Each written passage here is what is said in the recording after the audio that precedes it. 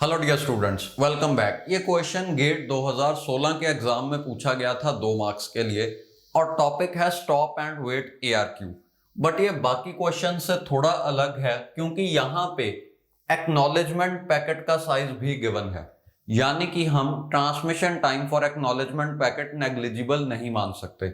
तो ये question normally जो क्वेश्चंस हमने सॉल्व किए हैं उनसे थोड़ा सा अलग है, बट डिफिकल्ट बिल्कुल भी नहीं है। पहले मैं एक बार स्टेटमेंट पढ़ता हूं, then I will explain it. देखो, they are saying a sender uses the stop and wait ARQ protocol for reliable transmission of frames. Frames are of size 1000 bytes and the transmission rate at the sender is 80 kbps.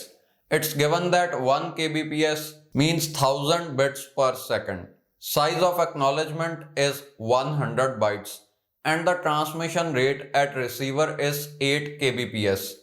The one-way propagation delay is 100 milliseconds. Assuming no frame is lost, the sender throughput is dash bytes per second. Okay. तो देखो, हमने sender side throughput निकालनी है कितनी है, but यहां पे acknowledgement packet को ट्रांसमिट होने में भी कुछ टाइम लगेगा। Let me show you with the help of diagram. देखो, सबसे पहले सेंडर एक फ्रेम भेजेगा जो कि 1000 बाइट्स का है। ओके, तो उसे ट्रांसमिट होने में मान लो इतना टाइम लग गया, टी। अब इस फ्रेम की जो आखिरी बिट है वो इस टाइम पे सेंडर ने चैनल पर डाल दी। इस बिट को पहुंचने में भी कुछ टाइम लगेगा, तो इतना टाइम मान लो इसे पहुंचने में लग गया। इस पॉइंट ऑफ टाइम पे ये बिट रिसीवर को मिल गई, यानी कि इस पैकेट की आखिरी बिट मिल गई तो पूरा पैकेट ही रिसीवर को मिल गया। जनरली हम क्या करते हैं, हम यहीं से ही एक्नॉलेजमेंट पैकेट को प्रोपोगेट करवाना शुरू कर देते हैं, यानी कि एक्नॉलेजमेंट पैकेट की आखिरी बिट यहीं से ही प्रोपोगेट होना शुरू हो जाती है। बट इस केस में ऐसा नहीं होगा क्योंकि एक्नॉलेजमेंट पैकेट को ट्रांसमिट होने में भी बहुत टाइम लगेगा, यानी कि कंसिडरेबल अमाउंट ऑफ टाइम लगेगा।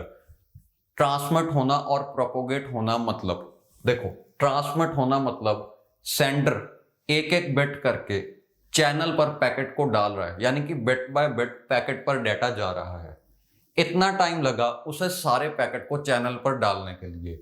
जब उसने आखिरी बिट चैनल पर डाल दी, उसके बाद भी वो इमीडिएटली तो रिसीवर को नहीं मिलेगी, तो इतना टाइम और लगेगा वो बिट रिसीवर तक पहुंचने के लिए। ऑब्वियसली ये जो पहली बिट्स हैं, इससे प्रीवियस बिट्स हैं, उन्हें भी जाने में कुछ टाइम लगेगा, बट टोटल इतने टाइम में ये पैकेट पूरा रिसीवर तक पहुंच गया होगा।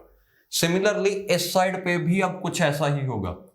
इस एक्नॉलेजमेंट को ट्रांसमिट करने में भी कुछ टाइम लगेगा क्योंकि यहां पे इसका साइज नेग्लिजिबल नहीं है। एक्नॉलेजमेंट 100 बाइट्स की है, तो यहां पे मान लो टी टाइम लग रहा है रिसीवर को उसे चैनल पर डालने के लिए। उसके बाद फिर यहां पे जो आखिरी बिट है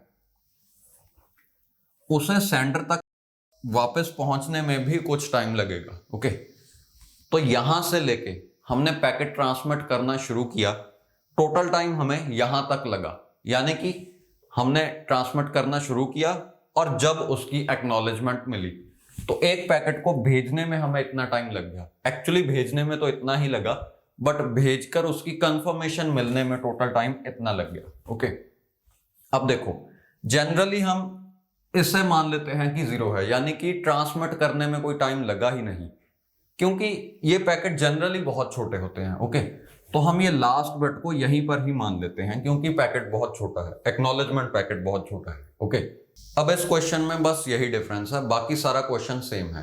तो ऐसा करते हैं, इसे टी ही रहने दो और इसे मान लो टी डैश। ओके, क्योंकि ये एक्नॉलेजमेंट पैकेट के लिए है। तो सबसे पहले टी की वैल्यू निकालते हैं, यानी कि सेंडर को एक फ्रेम ट्रांसमिट करने में कितना टाइम लगेगा। तो जो फ्रेम का साइज है वो है 1000 bytes. T will be 1000 bytes divided by the bandwidth, length of frame divided by bandwidth. तो बैंडविड्थ गिवन है, transmission rate at sender side is 80 kbps, यानी कि डिवाइडेड बाय 80 kbps। अब देखो, ये बाइट्स में है, ये बिट्स में है, तो इसे भी बिट्स में ही कन्वर्ट कर लो। ओके, इतने बिट्स। अब बिट्स और बिट्स कैंसिल हो जाएगा, 1000 और के कैंसिल हो जाएगा। वैसे आपको पता है बैंडविड्थ के केस में के की वैल्यू होती है 10⁻³ और ये क्वेश्चन में भी गिवन है। अगर ये क्वेश्चन में ना भी गिवन हो तब भी आप बैंडविड्थ के केस में k इज इक्वल टू 10⁻³ ही एज्यूम करोगे। ओके, 8 के साथ 8 कैंसिल हो गया तो आपको मिला 1/10 सेकेंड्स। ओके, तो 1/10 सेकेंड्स को हम लिख सकते हैं 100 मिली सेकेंड्स। तो टीटी की वैल्यू आई 100 मिली सेकेंड्स। देखो 1/10 को आप 100 से मल्टीप्लाई कर दो और 100 से ही डिवाइड कर दो। ओके, इतने सेकंड्स। तो इसे आप लिख सकते हो 1 मिली सेकेंड। तो आपके पास बचा 100 मिली सेकेंड्स। ओके, तो ये है 100 मिली सेकेंड। अब ये जो टाइम है, आखिरी बिट को रिसीवर तक पहुंचने में जो टाइम लगा वो है 100 मिली सेकेंड्स। टीपी यानी कि प्रोपोगेशन डिले भी हमें 100 ही गिवन है। ओके, तो इस बिट को भी 100 मिली सेकेंड्स ही लगेंगे। देखो हम आखिरी बिट का टाइम ही क्यों कंसिडर कर रहे हैं, क्योंकि टोटल इतना टाइम लगा ना, तो बाकी जो बिट्स का टाइम है वो या तो टीटी में ही गिना जाएगा या इस टीपी में ही गिना जाएगा। तो बस एक ही आखिरी बिट का टाइम कंसिडर कर लो, 100 + 100 टोटल टाइम आ जाएगा। ओके, अब ये भी हमने देख लिया। अब बचा T dash. Let's find out T dash कितना होगा। टी डैश की वैल्यू होगी length of acknowledgement frame divided by the bandwidth at sender side, sorry receiver side. तो ये है 100 bytes divided by 8 kbps। Same ही वैल्यू आएगी क्योंकि यहां पे 1000 बाइट्स डिवाइडेड बाय 80 था, तो दोनों न्यूमरेटर और डिनोमिनेटर को 10 से डिवाइड किया है, हमें मिला 100 डिवाइडेड बाय 8, तो सेम ही वैल्यू आएगी, यानी कि ये भी होगा 100 मिली सेकेंड्स। ओके, तो आपके पास जो ये वैल्यू आई ये है 100 मिली सेकेंड्स।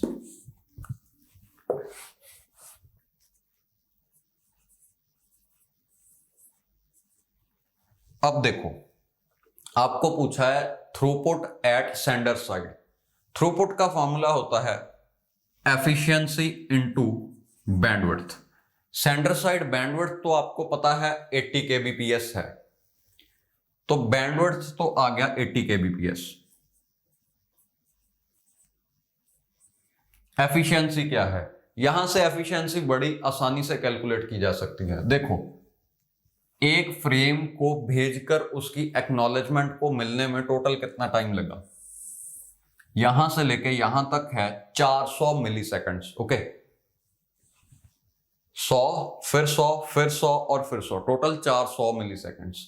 और इसमें से यूजफुल टाइम कितना था, सिर्फ 100 मिली सेकेंड्स, यानी कि सेंडर सिर्फ इतने टाइम के लिए एक फ्रेम को ट्रांसमिट कर रहा था।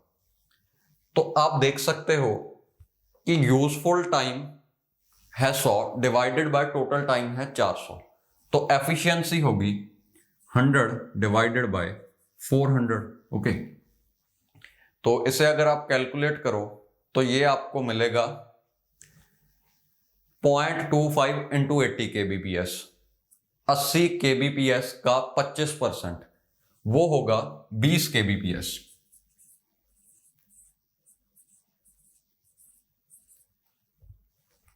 बीस kbps आपका आंसर आया throughput at sender side. But हमसे पूछा गया था assuming no frame is lost the sender throughput is dash bytes per second। हमने bytes per second में बताना है, ना कि k bits per second में। तो उसे bytes per second में कन्वर्ट करें तो आपको मिलेगा, सबसे पहले हमने k की वैल्यू डाली 1000, अब इतने बिट्स पर सेकंड है। बिट्स को बाइट्स में कन्वर्ट करने के लिए डिवाइड बाय 8 कर दो, तो इतने बाइट्स पर सेकंड आ जाएगा। 8 इंटू 25 इज 200, तो ये है 25 और ये 2 जीरोस ऐसे की ऐसे ही आ जाएंगी, यानी कि 2500 बिट्स पर सेकंड। तो इस क्वेश्चन का आंसर आया 2500। यूनिट्स लिखने की जरूरत नहीं, क्योंकि यूनिट्स क्वेश्चन में ही गिवन थे, डैश बाइट्स पर सेकंड। ओके, तो डैश की वैल्यू है 2500। अब देखो, एफिशिएंसी डायरेक्टली भी कैलकुलेट की जा सकती है। 25%, देखो जितना टोटल टाइम लग रहा है उसका सिर्फ 4th पार्ट ही यूजफुल था, तो 25%। और इसे एक और मेथड से भी कैलकुलेट किया जा सकता है।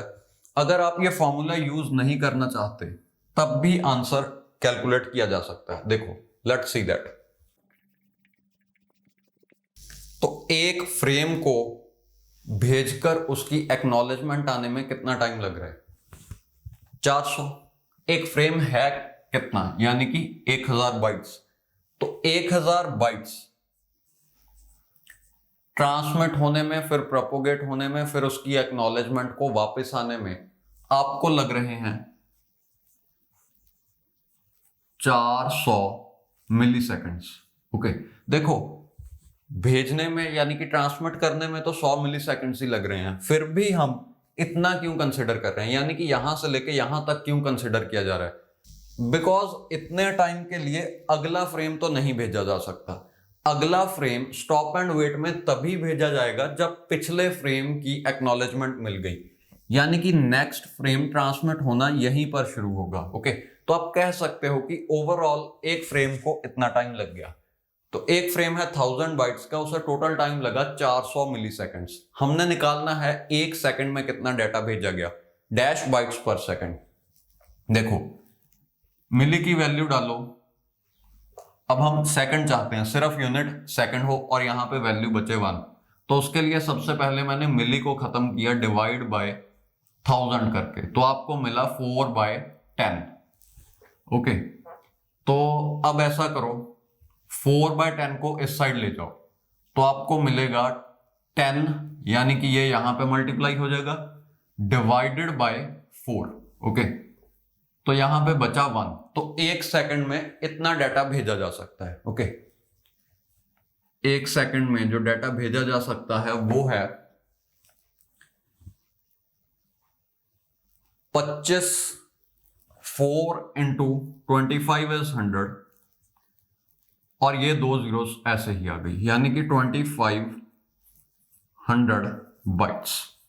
ओके, इस तरह से भी आपने देखा कि आंसर 2500 बाइट्स ही आ रहा है। यहां पे हमने एफिशिएंसी इनटू बैंडविड्थ का फॉर्मूला यूज नहीं किया, बट इस मेथड से भी आंसर सेम ही मिलेगा। Okay, so it is 2500 bytes.